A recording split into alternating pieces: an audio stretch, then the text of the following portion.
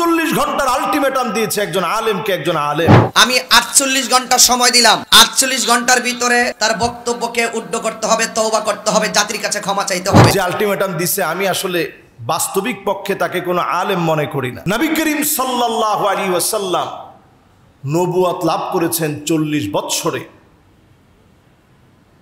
এই নবুয়তের আগের জীবন এবং 40 বছরের পরের জীবন, শায়েখ আহমদুল্লাহ হাফিজাহুল্লাহ আমাদের একেবারে বন্ধু মানুষ, কাছের মানুষ, একসাথে চলা মানুষ, উনি ওনার বক্তব্যে কোনো ভুল করছেন বলে আমার কাছে মনে হয় না। নবী করিম সাল্লাল্লাহু আলাইহি ওয়াসাল্লামকে নবুয়তি আল্লাহ দান করেছেন কত বছরে? 40 বছর বয়সে আল্লাহ রাব্বুল আলামিন নবুয়তি দান করেছেন। এই নবুয়তির পুরো চ্যাপ্টারটা আল্লাহ রাব্বুল আলামিন ভাগ করেছেন দুই ভাগে। একটা হচ্ছে হাকিকাতান আর একটা হচ্ছে হুকমান। আল্লাহ রাব্বুল আলামিন যাদেরকে নির্বাচন করে রাখছেন নবী হবেন, এই চার্টের ভিতরে সৃষ্টির সূচনা লগ্নে আদম আলাইহিস সালাতু ওয়াস সালাম বাইনার রূহি ওয়াল জাসাদ, যখন উনি রূহ আর শরীরের মাঝামাঝি ছিল, এখনো রূহকে ফুৎকার করা হয় নাই, আকার আকৃতি দেওয়া হয় নাই, তখন থেকেই নবী মুহাম্মদ সাল্লাল্লাহু আলাইহি ওয়াসাল্লামকে আল্লাহ রাব্বুল আলামিন নবী হিসাবে নির্বাচিত করে রাখছেন। জোরে বলেন আল্লাহু আকবার। তো শেখ আহমদুল্লাহ হাফিজাহুল্লাহ তিনি একই কথা বোঝাতে চেয়েছেন বারবার। উনি কোনোভাবেই এটার বিপরীত নন। একটা হচ্ছে হাকিকাতান, বাস্তবিক পক্ষে তিনি নবী হবেন, এই সিদ্ধান্ত আল্লাহ রাব্বুল আলামিনের বহু আগ থেকে। যেমন বাপ সবসময় সিদ্ধান্ত নিয়ে রাখে আমার এই ছেলেটারে আলেম বানাবো, সিদ্ধান্ত নেওয়ার পর আমি মানুষ, আমার সিদ্ধান্ত আল্লাহ রাব্বুল আলামিন যেহেতু সুযোগ দিচ্ছেন, আমি যদি নিজে আলেম না হই, বাপের সিদ্ধান্ত ছিল যে আলেম বানাবে, এটা ছিল হাকিকি বাবার সিদ্ধান্ত, বাবার নির্বাচন।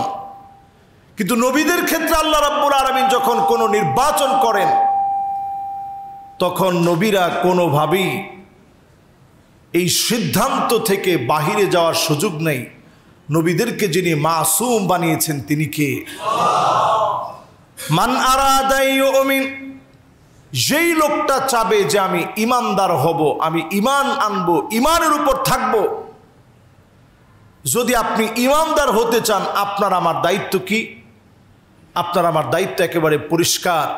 মান আরাদা ইউমিন ফাআলাইহি আইয়ুমিনা মা জাআ বিহি রাসূলুল্লাহ সাল্লাল্লাহু আলাইহি সাল্লাম মিন কাউলিন আও ফি'লিন আও তাকরীরিন আও সিফাতিন খিলকিয়াতিন আও খুলুকিয়াহ হাকিকাতান আও হুকমান হাত্তা আল হারাকাত ওয়াস সাকানাত ফিল ইয়াকযাতি ওয়া ফিল মানাম ক্বাবলা আল বি'সা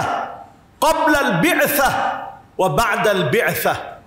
নবী আলাইহিস সালাতু ওয়াস সালামের পুরো জীবনটা যদি আপনি মানেন, কিভাবে নবী কথা বলতেন, কোন কাজে নবী সমর্থন দিতেন, কোন কাজকে নবীজি নিষেধ করতেন, নবীজি কিভাবে হাঁটতেন, চলতেন, বলতেন, চলা ফেরা, কথন বলন সবগুলো, এমনকি নবীজির ঘুম পর্যন্ত, খাওয়া পর্যন্ত, এমনকি নবীজি সাল্লাল্লাহু আলাইহি সাল্লামের নবুয়ত প্রাপ্তির আগের অবস্থা, নবুয়ত প্রাপ্তির পরের অবস্থা, পুরাটাকে মেনে নেওয়ার নাম হচ্ছে মুমিন হওয়া। জোরে বলেন আল্লাহু আকবার। এই কথা তো শেখ আহমদুল্লাহ তিনিও একই কথা বলেছেন। যারা বিরোধিতা করছে জাতি তাদের কাছ থেকে কি পেয়েছে একটু চিন্তা করেন। আমি কখনো কোনো বক্তার নাম ধরে কোনো কথা কখনো বলি না, বলাটা পছন্দ করি না। কিন্তু যারা বিরোধিতা করছে, 48 ঘন্টার আলটিমেটাম দিয়েছে একজন আলেমকে। একজন আলেম যে আলটিমেটাম দিছে আমি আসলে বাস্তবিক পক্ষে তাকে কোনো আলেম মনে করি না। সে দেখবেন বাংলাদেশে কোনো অবদানের কারণে সে ভাইরাল হয়েছে, অথবা মানুষের দিলের ভিতরে তার কোনো কথা, হৃদয়স্পর্শী কোনো কথা গেঁথে গিয়ে সে ভাইরাল হয়েছে, এরকম ভিডিও আমার অন্তত চোখে পড়ে নাই।